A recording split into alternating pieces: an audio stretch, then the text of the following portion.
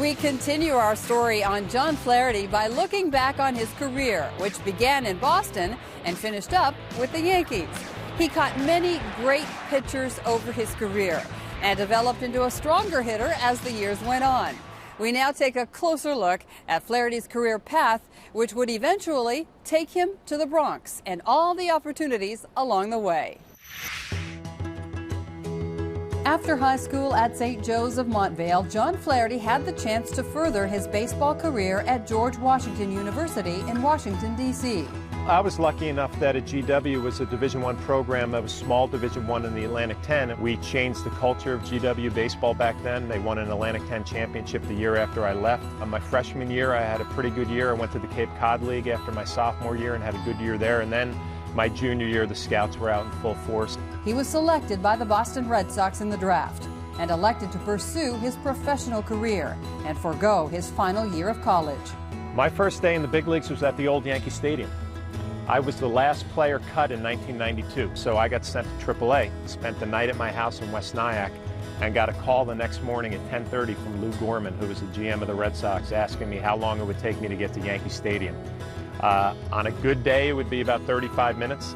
It was opening day, 1992, Yankee Red Sox. It took me about an hour and a half to get there, and I actually had to get one of the New York City cops to stop traffic going down the wrong way on a one-way to get into the parking lot at the old stadium. I walked into the visiting clubhouse where Lou Cucuzza was 15 minutes before introductions. They were actually ironing on my name on the back of the jersey, signed a contract, and Bob Shepard 10 minutes later announced my name. I was standing next to Frank Viola in front of 56,000 people. Being from New York at Yankee Stadium, that was my first day in the big leagues. After 2 years in Boston, he then spent parts of the next 3 seasons in Detroit, where he learned how to become a better hitter, especially in the power department. Flaherty was traded to the Padres and played there in 1996 and 97, putting together nice numbers in a full-time role in 97. He was then taken in the expansion draft by the then Tampa Bay Devil Rays and was their full-time catcher for the better part of 5 seasons. In the winter of 2002, Flaherty got a call from the New York Yankees to come to spring training.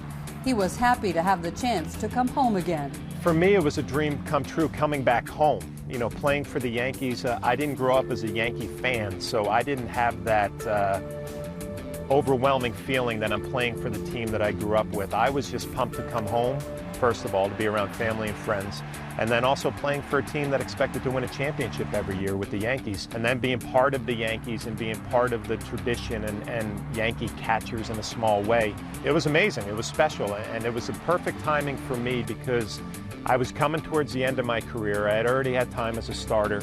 I knew I was a better player as a backup than I would be playing every day. And being on 3 teams that went to the playoffs, playing for Joe Torre, catching behind Jorge Posada. So it was a perfect time of my career to be playing there. I knew what my role was going to be, and I thought I did a pretty good job at it. Flaherty recalls the 2003 ALCS, the high of the Aaron Boone home run that put the Yankees in the World Series. I remember Mike Borzello, the bullpen catcher, was standing up on the wall, and what was happening was I'm warming up Contreras. Borzello was standing up to my right. I can't see the playing field, so Borzello is giving me a play-by-play. And the next thing you know, Borzy explains the ball was hit deep, and immediately I looked up to my left and I could see the flight of the ball. You can see the foul pole, and I have no idea if it's fair or foul. So when the ball actually reached the seats and I saw the crowd's reaction, I knew that it was a fair ball and we were going to the World Series. And I literally threw everything down. You know, had a celebration out there that I had never experienced before and have never experienced again. His most famous Yankee moment took place on July 1st of 2004, when he got the game-winning pinch-hit double in an epic extra-inning win against the Red Sox. The game when Derek Jeter famously dove into the stands and came out bloodied and bruised.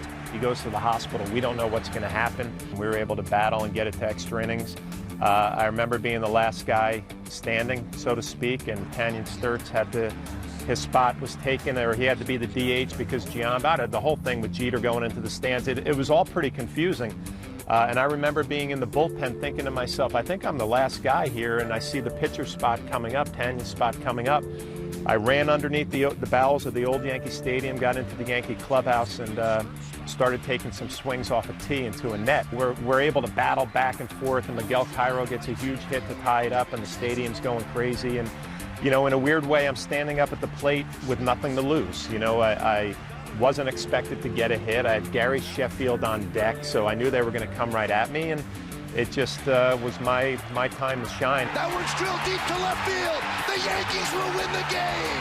The Yankees win the game. And the biggest thing about that, I remember, when all of your teammates come out and they mob you, and it's guys like Jeter and Bernie Williams and Gary Sheffield and A-Rod, the guys who do it all the time, you know, and they're mobbing you as a backup player.